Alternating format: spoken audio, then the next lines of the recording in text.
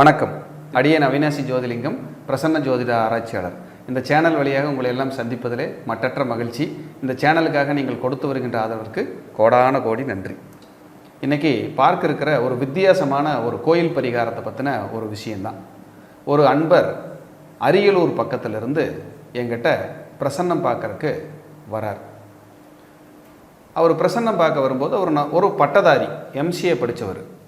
அந்த பட்டதாரி தன்னுடைய வேலைகளையெல்லாம் கொஞ்சம் இழந்து ஒரு போராட்டம், ஏன்னா உங்களுக்கே தெரியும் கொரோனா பீரியடு, வேலைகள்லாம் இழந்து ரொம்ப கஷ்டம், ஒரு நெருக்கடியான ஒரு சூழல். அவர் ஜாதக ரீதியாகவும் சில சிக்கல்கள் எல்லாம் இருந்தது.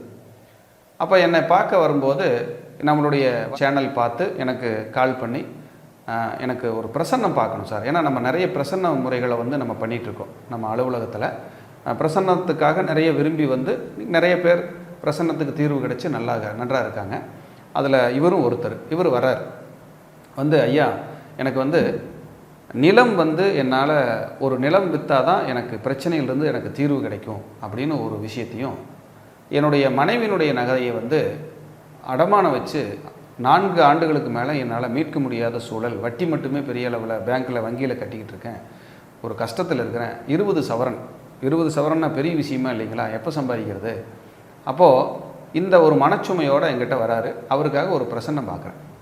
பிரசன்னம் போடும்போது நல்ல ஆத்மார்த்தமாக வேண்டி நிறைய இறை பரிகாரங்களை, இறை வழிபாடுகளை நான் மானசீகமாக செஞ்சு பிரசன்னம் போட்ட உடனே சோழி மாந்தி மேலே போய் உட்காருது. எனக்கு பிரசன்னத்தில் சோழி மாந்தி மேலே உட்கார்ந்தாலே ஒரு கடுமையான தோஷத்தோட வாழவே முடியாமல் நெருக்கடியில் வாழக்கூடிய சூழ்நிலையில் அந்த ஜாதகர் நம்மளை பார்க்க வந்திருப்பார். சார், உங்களுடைய சூழ்நிலை ரொம்ப போராட்டமாக இருக்குது. இதெல்லாம் இவர் என்கிட்ட சொல்லலை. நானாக பிரசன்னம் பார்த்து இந்த சிக்கல்கள்லாம் இருப்பீங்கன்னு நான் சொல்கிறேன். என்னால் முடியல சார், நான் ரொம்ப கஷ்டத்தில் இருக்கேன், எனக்கு ஏதோ ஒரு பிரச்சனை நடந்துக்கிட்டே இருக்குது. நான் என் மனைவிக்கிட்ட, என் அம்மாக்கிட்ட, என் குழந்தைகிட்ட, இவங்ககிட்ட அவமானப்படுற மாதிரி இருக்கேன். நான் ஒரு பட்டதாரி சார், நான் ஒரு எம்சிஏ படிச்சிருக்கேன், நல்ல வேலையில் இருந்தேன், என்னோடய கால நேரம் வேலை இழந்து இன்றைக்கி நகையெல்லாம் கொண்டு போய் என்னுடைய வாழ்வாதாரத்துக்காக வச்சு இருக்கேன். ஆனால் ஒரு நிலம் இருக்குது சார், எங்களுடைய நிலம், பூர்வீக நிலம், அதை சேல் ஆகாமல் ஒரு பிரிவினையோட ஒரு போராட்டமாக இருக்குது சார். அது சேல் ஆகிடுச்சுன்னா நிறைய கஷ்டத்துலேருந்து நான் மீண்டும் என்னை நான் புதுப்பிச்சுக்கிறதுக்கு எனக்கு வாய்ப்பு சார் அப்படின்னு சொல்கிறார். அப்போது நம்ம ஒரு பிரசன்னம் பார்க்கும்போது மாந்தி வருது. சார், நான் என்ன சொல்கிறேன்னா, சார் நான் உங்களுக்கு கர்மா வழிவிடலை, வழிவிடலை. உங்களை நீங்கள் போகிறதுக்கு முன்னாடி உங்கள் கெட்ட நேரம் நல்லவனை போல் வேஷம் போட்டு உங்களுக்கு முன்னாடி போயிட்டுருக்கு. அதனால் நீங்கள் எதை தொட்டிங்கனாலும் எதை பண்ணிங்கனாலும் உங்களுக்கு பிரச்சனையோடு தான் நீங்கள் நகர்ந்துட்டுருக்கீங்க. உங்களால் அதை ஜீரணிக்க முடியாமல் அதாவது சக்ஸஸ் பண்ண முடியாமல் ரொம்ப சிரமத்தில் இருக்கீங்கன்னு சொன்னதையுமே உண்மையிலேயே அந்த கிளைண்ட் கண் கலங்கினார். ரொம்ப பார்க்குறக்கே கஷ்டமாகவும் ஒரு மனசில் ஒரு வேதனையாகவும் இருந்த ஒரு தருணம் அது. அதுக்கப்புறம் அந்த சோழி பிரசன்னத்தில் அந்த மாந்தி மேலே சோழி விழுந்துருச்சு.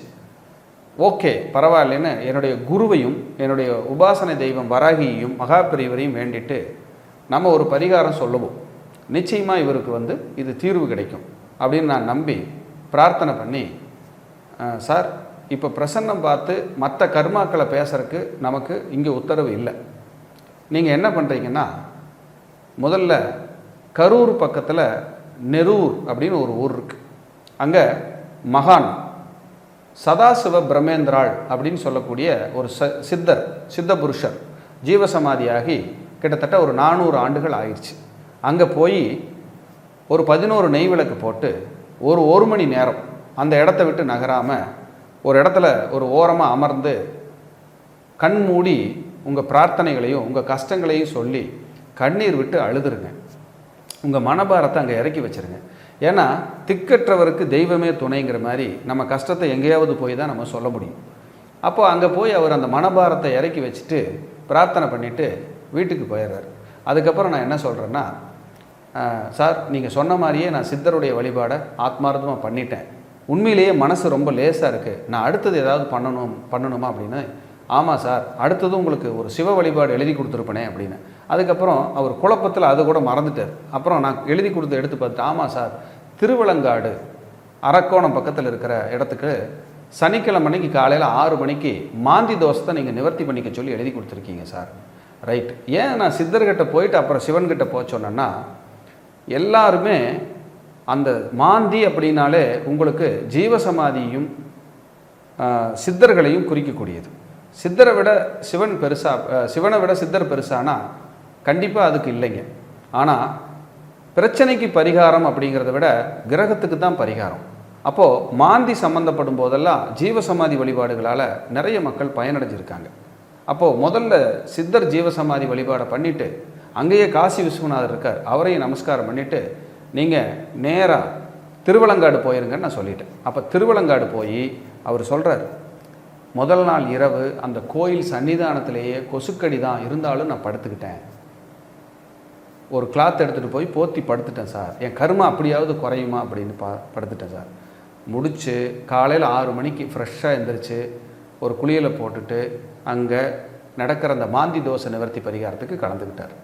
கலந்ததுக்கப்புறம் கலந்துக்கிட்டு அந்த பரிகாரத்தை பண்ணிவிட்டு நம்பிக்கையோடு வந்ததுக்கப்புறம் அவரோட லேண்டு நல்லபடியாக சேலாகி வந்த பணம், அதுக்கப்புறம் சேலே ஆகாது, ஆகவே முடியாதுங்கிற லேண்டு குறிப்பு அதுதான், அதெல்லாம் ரெடியாகி அந்த நகை 20 சவரனை மீட்டு பணம் கையிருப்பு வச்சு ஒரு நல்ல வாழ்க்கை வாழ்ந்து இப்போ ஒரு சின்ன தொழில் பண்ணி மனநிறைவோடு நான் பயணிக்கிறேன் சார்னு என் அலுவலகத்தில் என்னை பார்த்துட்டு போனார்.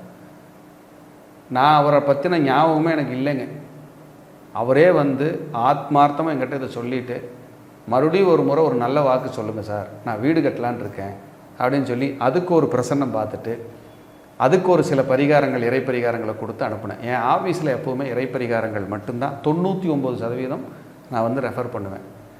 ஏதோ குருவுடைய ஆசீர்வாதம், வராகியினுடைய வாக்கு, மகாபெரிவருடைய அந்த வாக்கு என்னை நான் வந்து அங்கே அவங்கள நினச்சிக்குவேன்.